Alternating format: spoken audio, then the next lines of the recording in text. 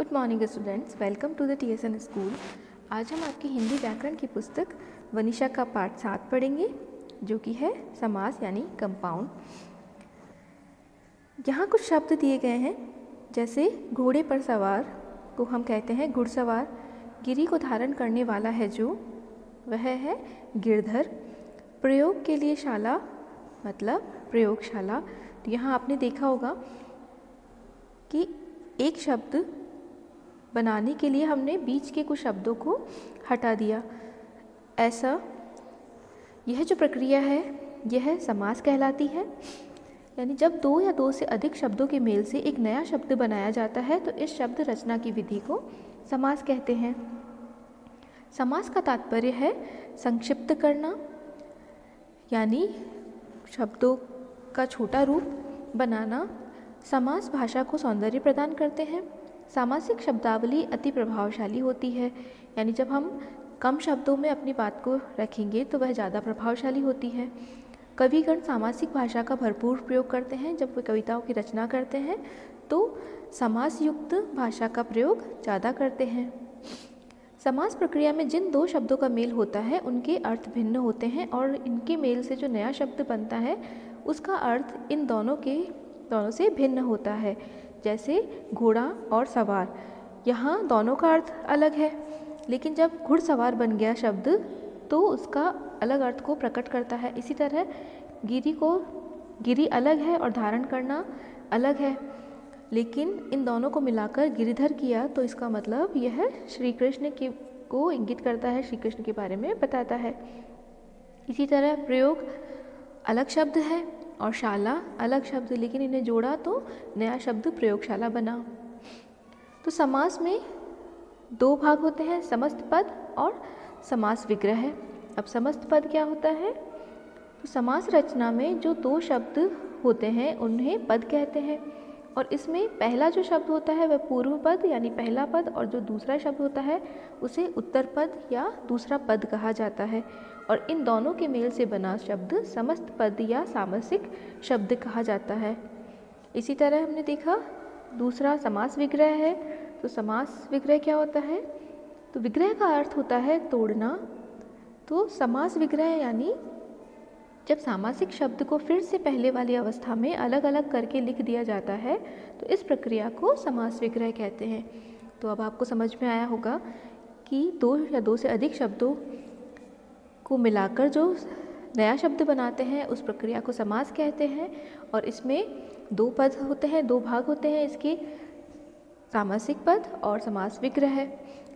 सामासिक पद यानी जो शब्द रचना हम करते हैं उस पूरी रचना को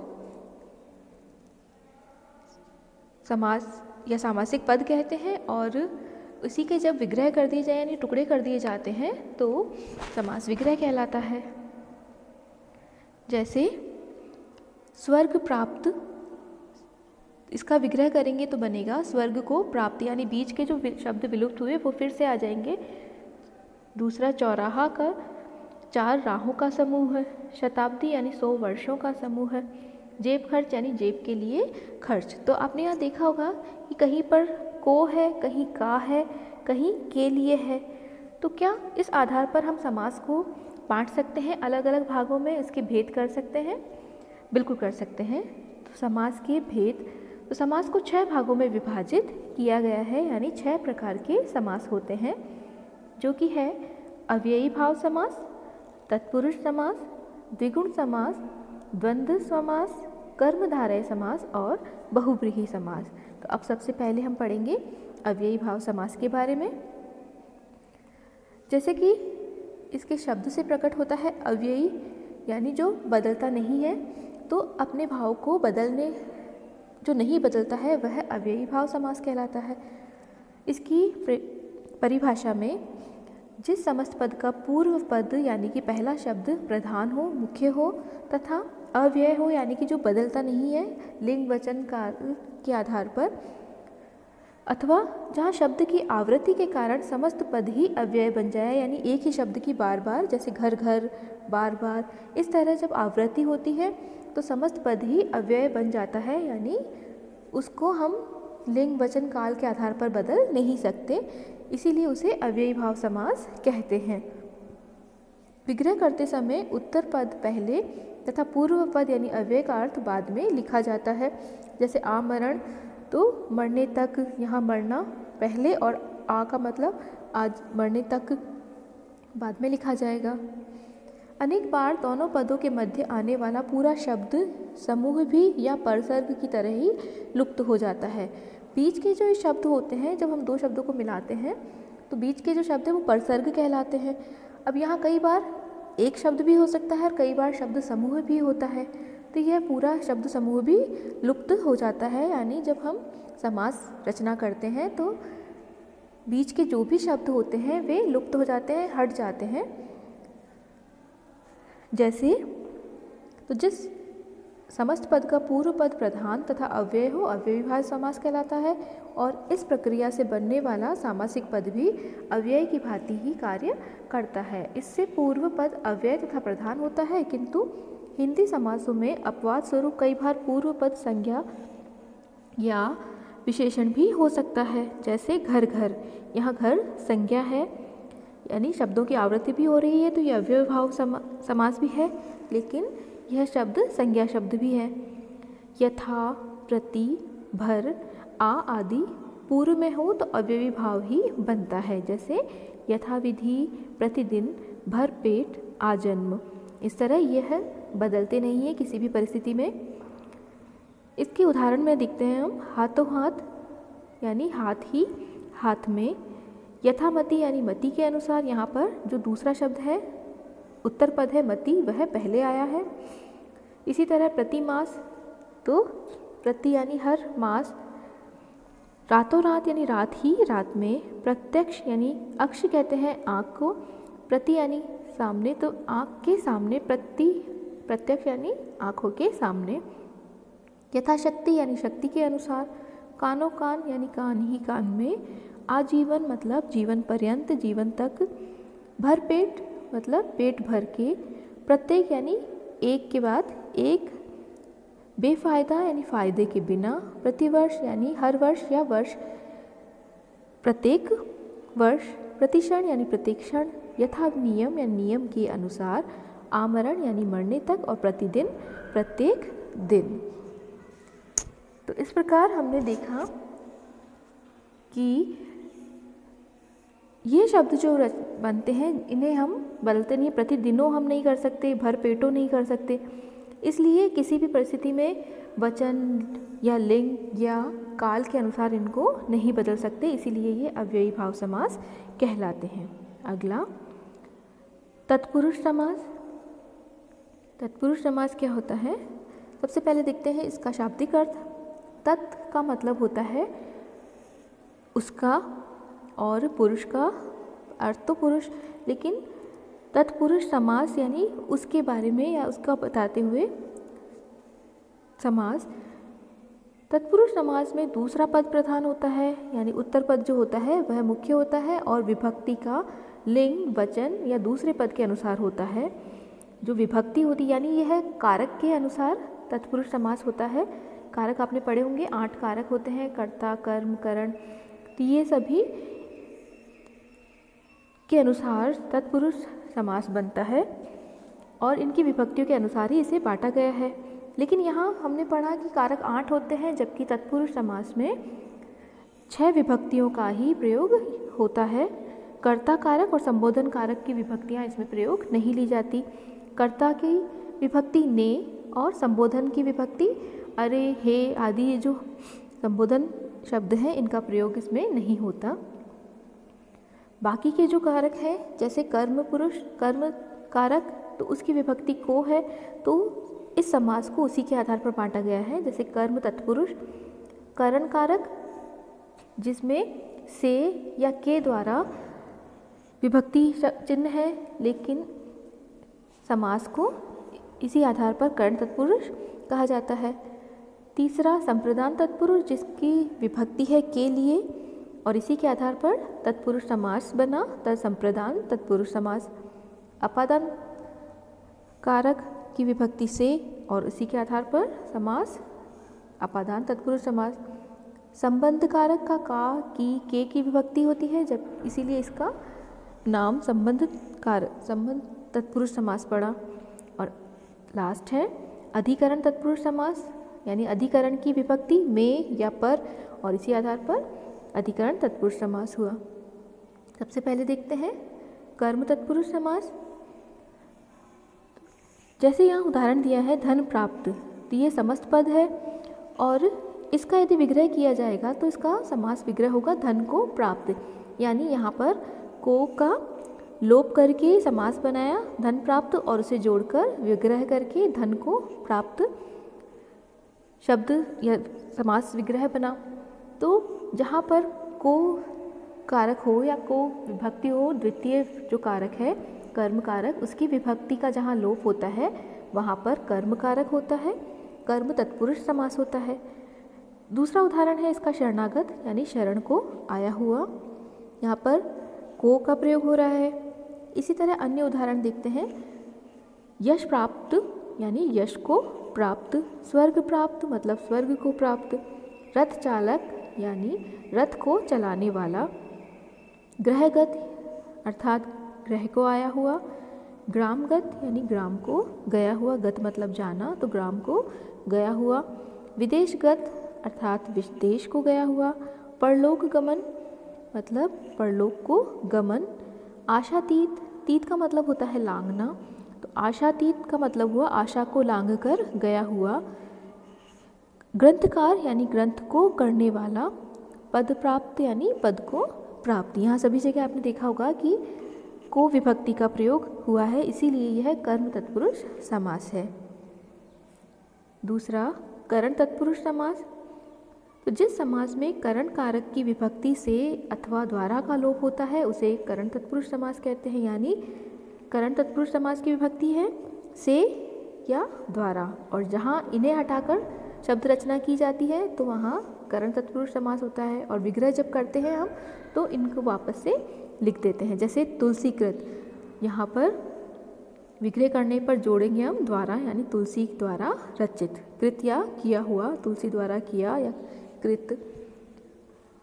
इसी तरह अन्य उदाहरण मन माना यानी मन से माना, भूख मरा यानी भूख से मरा, भयाकुल मतलब भय से आकुल, अकाल पीड़ित मतलब अकाल से पीड़ित, ईश प्रदत्त का मतलब ईश द्वारा प्रदत्त या ईश से दिया हुआ, अनुभव जन्य मतलब अनुभव से जन्य या अनुभव से प्राप्त जन्मा हुआ, शोकाकुल यानी शोक से आकुल, बाणहत मतलब बाणों से हत यानी घायल, मदांध यानी मद से अंधा या अंध, दयाद्र मतलब दया से आद्र, गुरुदत्त यानी गुरु द्वारा दत्त या गुरु द्वारा दिया गया, तुलसीकृत मतलब तुलसी द्वारा कृत।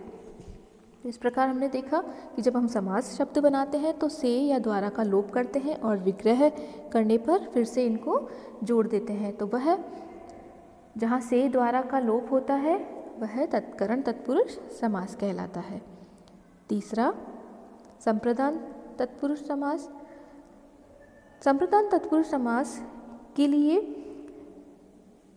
विभक्ति है संप्रदान की, और जब इसे हटाते हैं तो वहाँ पर संप्रदान तत्पुरुष होता है। तो जिस समास में संप्रदान कारक की विभक्ति के लिए का लोप होता है उसे संप्रदान तत्पुरुष समास कहते हैं। जैसे रसोई घर, यहाँ पर जब विग्रह करेंगे तो बनेगा रसोई के लिए घर, हवन सामग्री यानी हवन के लिए सामग्री। अब यहाँ हम के नहीं लिख सकते, केवल हवन के सामग्री, हवन रसोई के घर, इसीलिए हमें पूरा लिए भी जोड़ना पड़ेगा।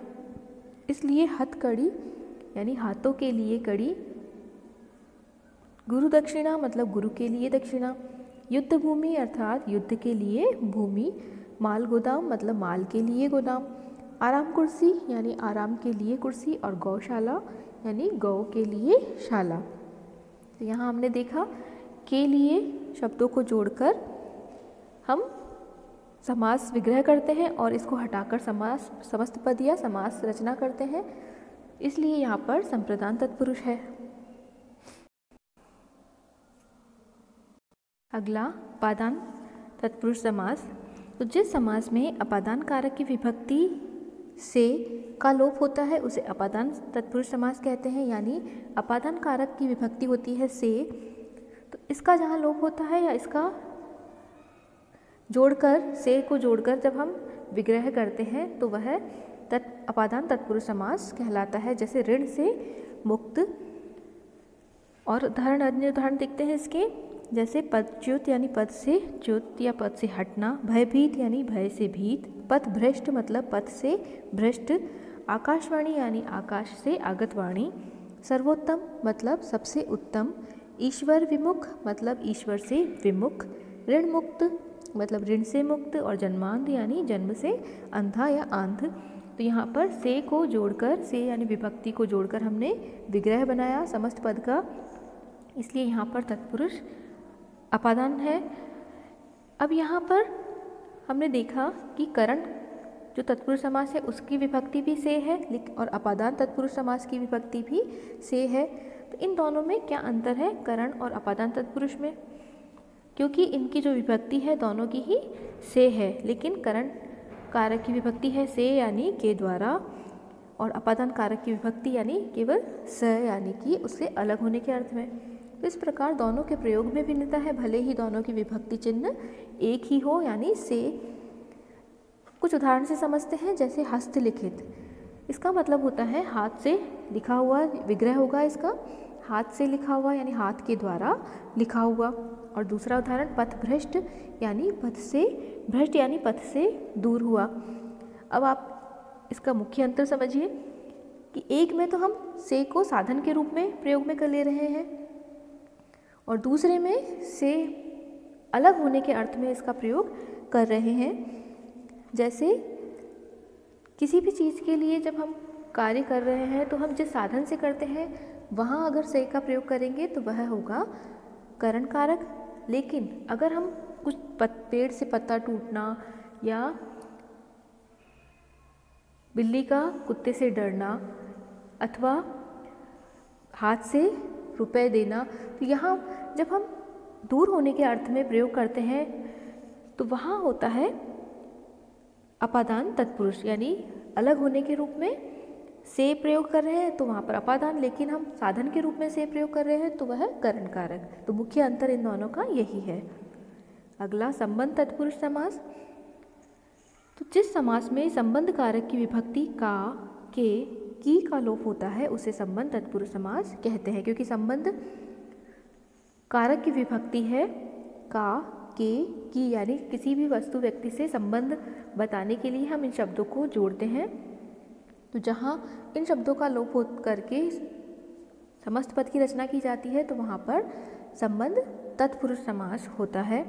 उदाहरण देखते हैं इसके, गुरु भाई यानी गुरु के संबंध में भाई यानी एक ही गुरु को मानने वाले भाई, देव मूर्ति यानी देवता की मूर्ति, सूत पुत्र मतलब सूत का पुत्र, अछूतोद्धार यानी अछूतों का उद्धार, कामचोर मतलब काम का चोर या काम करने का चोर, राम भक्त यानी राम का भक्त, आज्ञानुसार मतलब आज्ञा के अनुसार, राजपुत्र यानी राजा का पुत्र, उद्योगपति अर्थात उद्योग का पति, घुड़दौड़ मतलब घोड़ों की दौड़। तो यहाँ पर एक शब्द से दूसरे शब्द का संबंध बताया गया है, इसीलिए यहाँ पर संबंध तत्पुरुष समास है।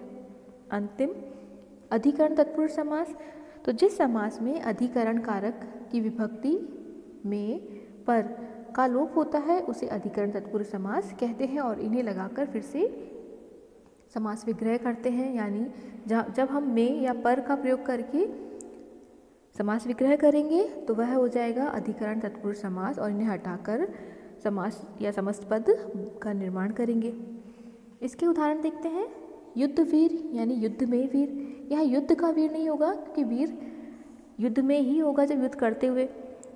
घुड़सवार यानी घोड़े पर सवार अर्थात घोड़े का सवार, या घोड़े का सवार नहीं कहा जाएगा क्योंकि घोड़े पर बैठकर ही वह सवार बनेगा, इसलिए घोड़े पर सवार। कवि शिरोमणि यानी कवियों में शिरोमणि या सर्वश्रेष्ठ, गृह प्रवेश यानी गृह में प्रवेश, आत्मविश्वास यानी आत्मा पर या आत्मा में विश्वास, शोकमग्न यानी शोक में मग्न या डूबा हुआ, देशाटन मतलब देश में अटन, अटन का मतलब होता है भ्रमण, कानाफूसी मतलब कानों में फुसफुसाहट। आप बीती यानी आप पर बीती हुई। पुरुषोत्तम मतलब पुरुषों में उत्तम। तो इस प्रकार में या पर का प्रयोग करके विग्रह करते हैं समस्त पदों का और इन्हें हटाकर शब्द रचना करते हैं, समस्त पद का निर्माण करते हैं, तो वहाँ पर अधिकरण तत्पुरुष समास होता है। इसके अलावा समास तत्पुरुष समास के दो अन्य भेद हैं, जो कि है नज समास, मतलब जहाँ सामासिक पद में प्रथम पद नकारात्मक हो वहाँ नज तत्पुरुष समास होता है। जैसे यह समास अधिकतर अ या अन से शुरू होता है, जैसे अनुदार यानी न उदार या जो उदार न हो, अन्याय यानी न अन्याय जहाँ न्याय न हो, अहित यानी जहाँ हित न हो न हित, अधर्म यानी न धर्म, अनश्वर न नश्वर, अनहोनी यानी न होनी, अपूर्ण मतलब न पूर्ण, अनाचार यानी न आचार, अनर्थ मतलब न अर्थ, अमर यानी न मर, अज्ञान मतलब न ज्ञान और अयोग्य मतलब न योगी। यहाँ अ का मतलब न या नहीं है। इस प्रकार जहाँ नकारात्मक समास होता है वहाँ नज तत्पुरुष समास होता है, जो न यानी निषेध का बताता है, निषेध के बारे में बताता है। और इसका दूसरा भेद है या अलुक तत्पुरुष समास, जहाँ पर जिस समास में पूर्व पद की विभक्ति लुप्त नहीं होती उसे अलुक तत्पुरुष समास कहते हैं। जैसे युधिष्ठिर यानी युद्ध में स्थिर, मनसीज यानी मल में उत्पन्न मनीष, और जम का मतलब होता है जन्म लेने वाला, मनीष मतलब मल में, तो मल में उत्पन्न होने वाला, जन्म लेने वाला, खे मतलब आकाश, और चर यानी विचरण करने वाला, तो खेचर यानी आकाश में विचरण करने वाला, विश्वम्भर यानी विश्व को भरने वाला, वाचस्पति यानी वाचः यानी वाणी का पति। इस प्रकार प्रथम जो पद है, पूर्व पद है, उसकी विभक्ति लुप्त नहीं होती, वहाँ अलुक तत्पुरुष समास होता है।